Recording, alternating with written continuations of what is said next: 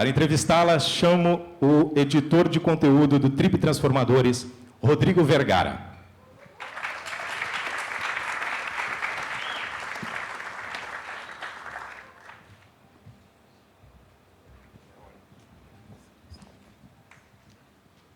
Só falar?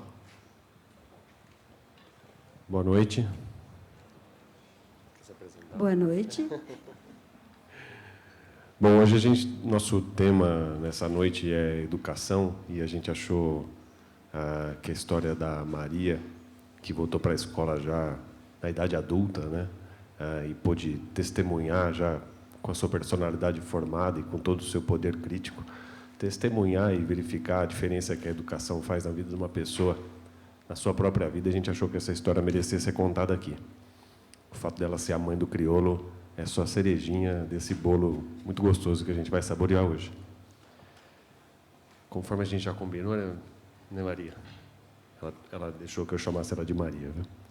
A primeira pergunta que eu queria fazer diz respeito a essa história sua com o seu filho, né? O que significou se formar junto com o seu filho, que tinha 20 anos a menos que você?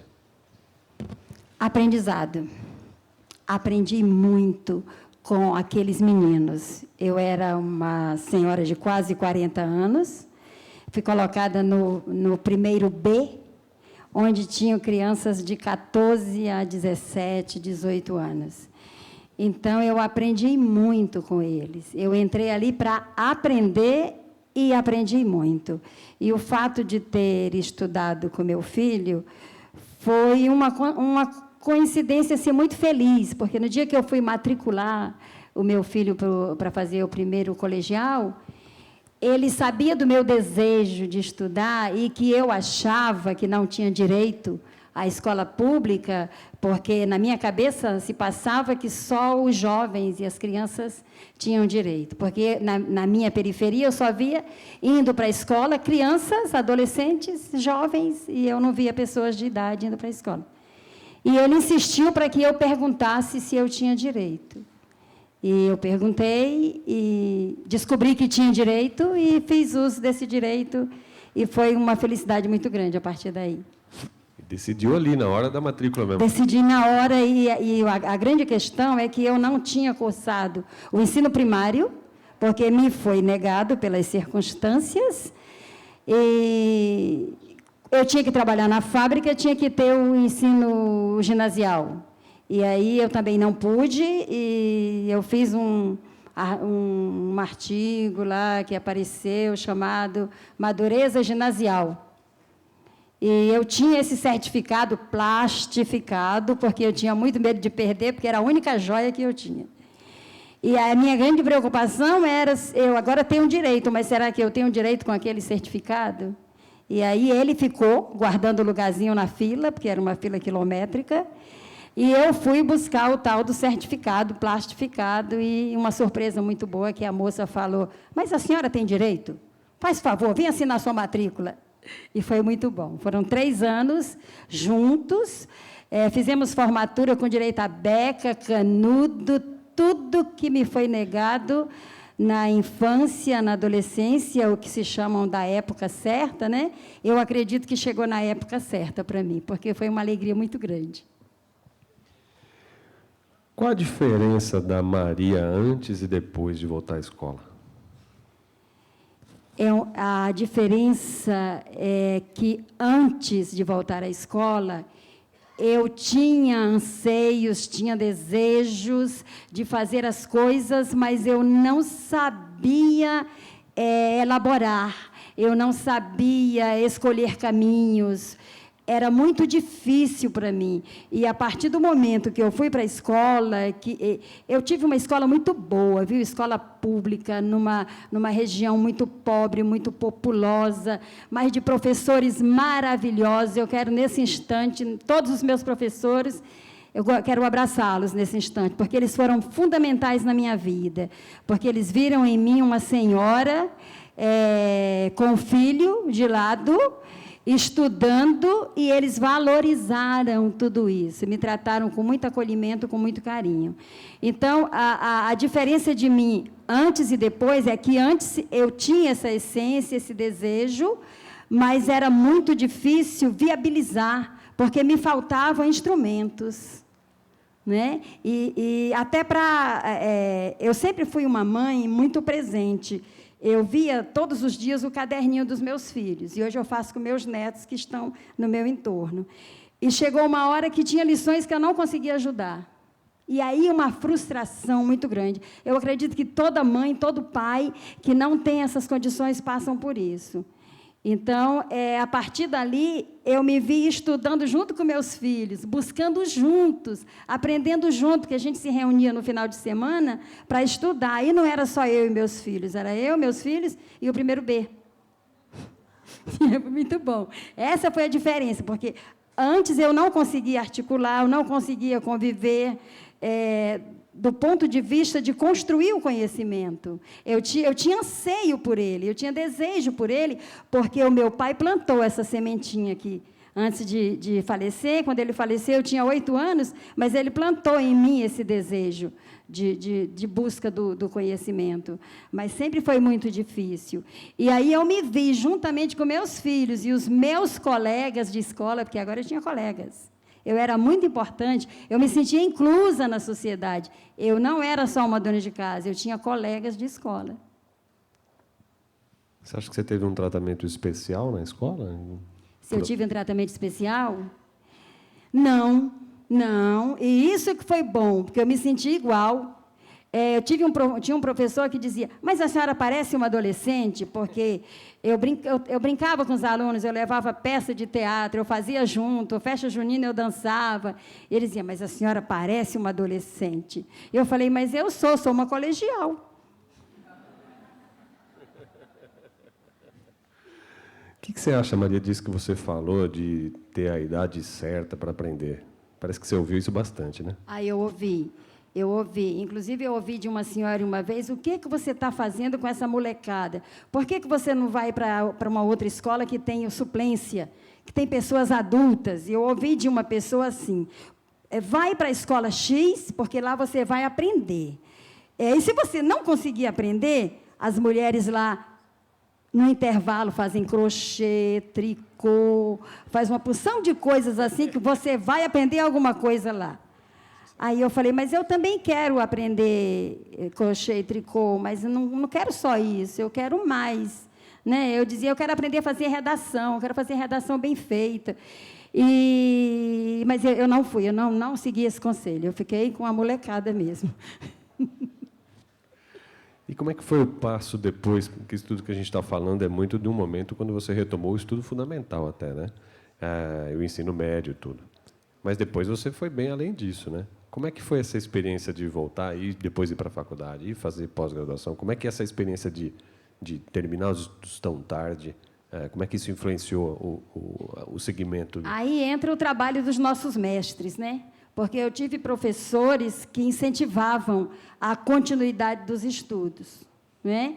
E se a pessoa já tem o desejo de estudar, e com os professores incentivando, mas incentivando com exemplos. Eu tinha uma professora, que, aliás, o meu filho, uma vez no programa de televisão, ele citou o nome dela, e eu vou citar aqui também, que é a professora Conceição.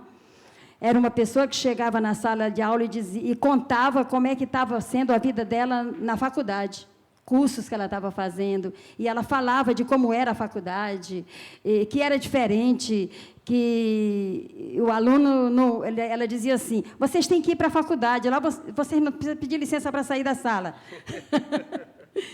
E ela falava muitos outros exemplos que davam um desejo enorme da gente de ir para a faculdade. Essa professora nunca falou para nós sobre o salário que ela recebia. Ela dizia que era uma coisa dela com o governo, que os alunos dela precisavam ser incentivados para continuar.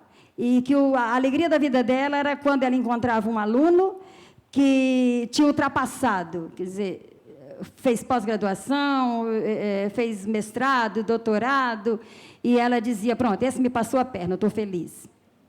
Entra o professor. O professor é fundamental. O professor é fundamental na vida de todas as profissões, de todas as escolhas. Sem ele é muito difícil.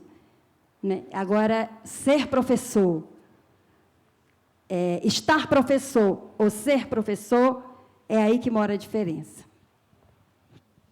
Você depois virou professora.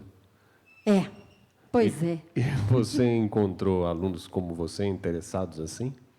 Soube reconhecer? Conseguiu? Se viu em algum aluno aqui nas suas aulas, nas suas classes? Não, mas eu tenho um aluno que é famosíssimo, foi meu aluno, o Mauro Sérgio, que é um menino que tem um projeto que se chama o Projeto Imargem, que ele conta a história da margem com imagem. Ele é maravilhoso. Eu tenho muitos alunos que me passaram a perna, né? E eu fui muito bem acolhida também pelos meus alunos, porque eu fui muito honesta com eles. Aconteceu uma coisa muito, muito interessante comigo. Eu entrei na faculdade e eu não tinha condições de bancar a faculdade, mas eu entrei. Eu entrei sabendo que eu não ia ter condições, mas que eu ia buscar essas condições, porque eu aprendi lá no ensino médio com os meus professores como buscar essas condições. Eles me falavam dos financiamentos, eles se escreviam no quadro, olha, tem esse financiamento, tem essa possibilidade, tem essa de ficar devendo, não paga nada, no final do curso discute, né? Eles incentivavam muito a gente. E eu era dona de casa, e, de repente, para eu manter a faculdade, eu teria que trabalhar. Mas vou fazer o quê? Né? Aos 40 anos, sem profissão. E um professor, que agora era ex-professor, disse para mim, por que você não pega umas aulinhas? Eu falei, mas eu? E eu vou conseguir? Vai, você vai. E aí eu fui me dirigir que na época era Delegacia de Ensino, hoje é Diretoria Regional de Ensino. E eu me matriculei para fazer filosofia, que era o meu sonho, fazer filosofia. Mas não tinha aula de filosofia. E, na época, eu tinha publicado um livro, porque o meu trabalho de educação artística, do final do ano, o professor deixou livre para qualquer arte, fazer qualquer coisa. E eu escrevi um livro com 5 contos, e eu dei o nome do livro assim, 5 contos sem desconto e de quebra 2 poemas. Então, eu abro o livro falando da moeda, né, contando a história do vintém, e termino com o cruzeiro na encruzilhada do cruzado. Uma diretora chegou para mim e disse, mas se tu produz literatura, como é que tu não pode dar aula de literatura? Então, foi assim que eu entrei. A gente deu um checkmate. Né? Foi, desse jeito que eu entrei. Acho que já falou um pouquinho disso, mas eu queria que você reforçasse. Qual foi o seu aprendizado mais importante desde que você voltou à escola? O aprendizado mais importante da minha vida foi essa possibilidade, essa capacidade de atualizar as minhas potências, não é? De descobrir em mim coisas que eu não sabia que tinha. Que eu era capaz e eu não sabia que era. E eu tinha medo, eu tinha insegurança, e o conhecimento me trouxe essa segurança para esse desenvolvimento, e isso se estendeu para o meu derredor. Bom, agora a gente vai falar dos seus xodós, né? Que são os projetos que você desenvolve no Grajaú.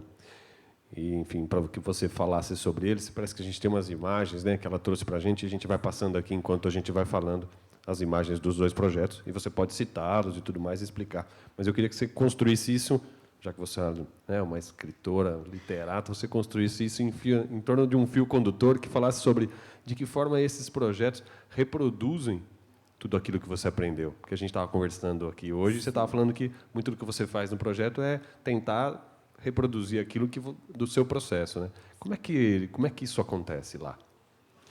É assim, o CAPES, que é Centro de Arte e Promoção Social, é uma cria da nossa casa, né? Nasceu na nossa cozinha. Porque quando eu estava... antes de entrar na escola pública, eu já tinha um trabalho com criancinhas, com música, né? E essa coisa foi evoluindo, até nascer o Centro de Arte e Promoção Social.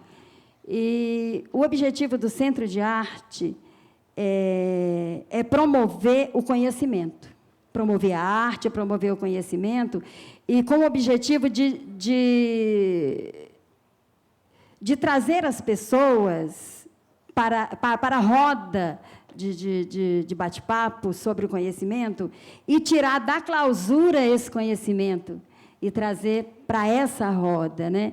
Na realidade, o que a gente faz no CAPES é propiciar o conhecimento, sem essa preocupação de demanda, porque a grande maioria das pessoas que vai fazer alguma coisa na periferia se preocupa com a demanda, mas tem demanda?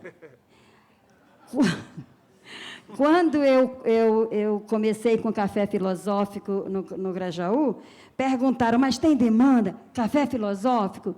Eu falei, mas, meu anjo, como é que eu vou descobrir? Café tem, né? Com certeza. Como é que eu vou descobrir que tem demanda? Como é que eu vou descobrir que eu gosto de uma coisa sem conhecer essa coisa? Então, a gente tem o quê? Que propiciar. E foi uma briga, porque era uma briga minha com o centro, porque eu dizia para o pessoal que vinha de fora, o povo pensa, o povo é capaz pode não conhecer os filósofos, mas eles entendem o que eles querem, o que está faltando. Aí o pessoal do bairro dizia assim para mim, vai servir o café com o quê? E eu estou brigando. Eu falei, com bolacha, pode chegar. Então, levávamos café, bolacha para o café filosófico. E o mediador do café filosófico, o professor César Mendes, ele dizia para mim, minha amiga, e no dia que a gente resolver fazer um banquete filosófico, como é que vai ser?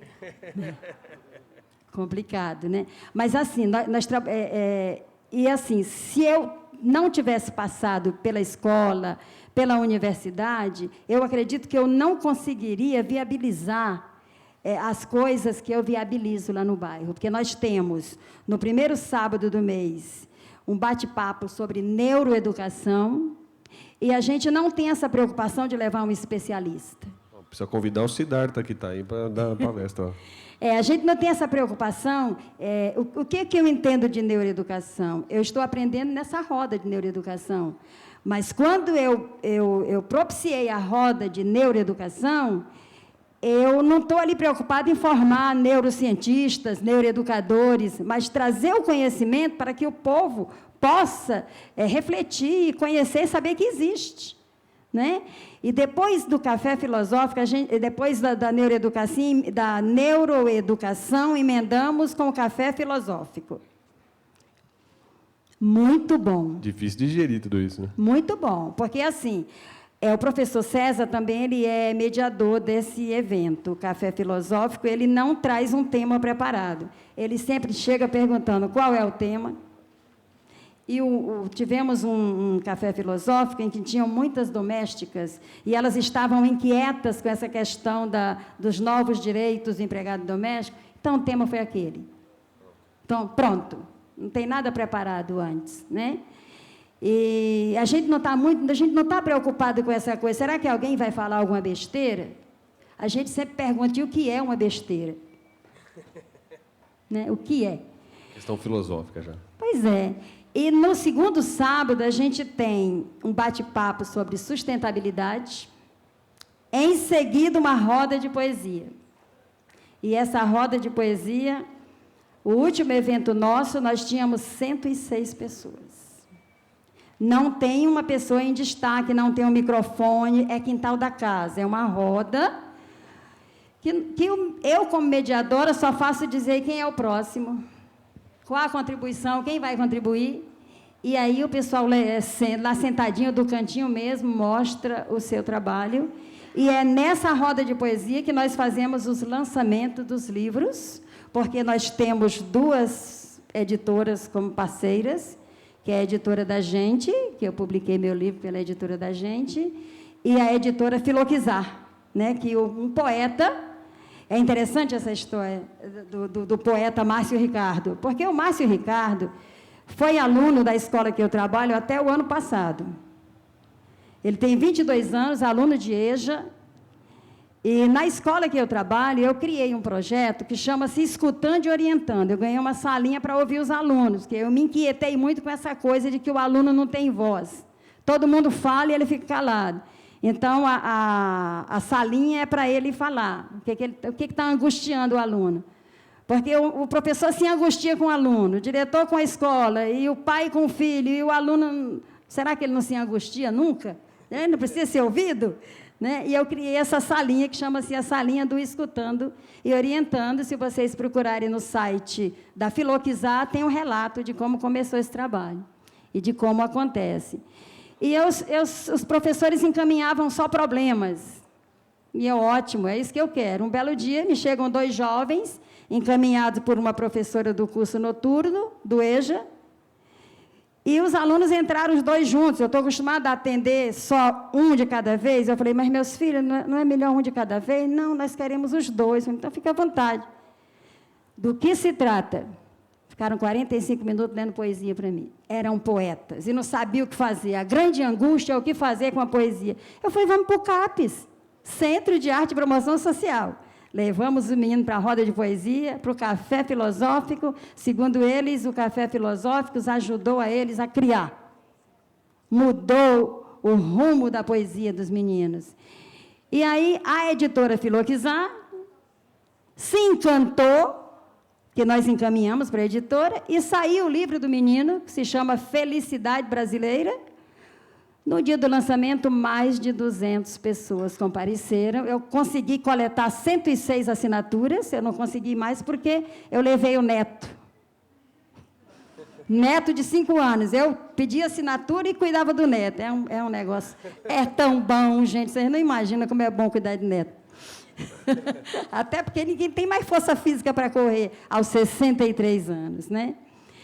Então, aí, esses meninos, a gente traz o menino da escola para o CAPES, e os meninos agora saíram do CAPES e estão na escola com o projeto Poesia na Escola. Eles visitam as escolas, levando poesia para trazer os meninos para o CAPES.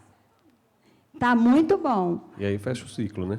Aí fecha o ciclo. Sai você da escola, vai lá, faz o CAPES, Isso. sai o CAPES, vem para a escola, a escola leva para o CAPES. Pronto, não tem lugar melhor, escola e CAPES. E, no 3º sábado do mês, a gente tem uma roda, tudo roda, viu, gente? Lá só funciona a roda. É uma roda de discussão sobre religião, porque é uma coisa muito séria na periferia. As pessoas têm religião, vão para a religião, mas não sabem por que estão indo. Então, nós convidamos a professora Nilda, que é mestre em ciência da religião, para contar para a roda qual a origem das religiões e as suas influências no contexto, né? E a gente foca bem as influências na nossa periferia. Como é que funciona isso? Por que funciona? E o mais interessante é que a gente tem pessoas de todas as crenças, e agora estão aparecendo os ateus, graças a Deus, eles estão indo para a discussão. Depois da roda de religião, o pessoal está chamando de o duplo ópio. Não sei por que eles fazem isso, porque o tema é droga e drogadição.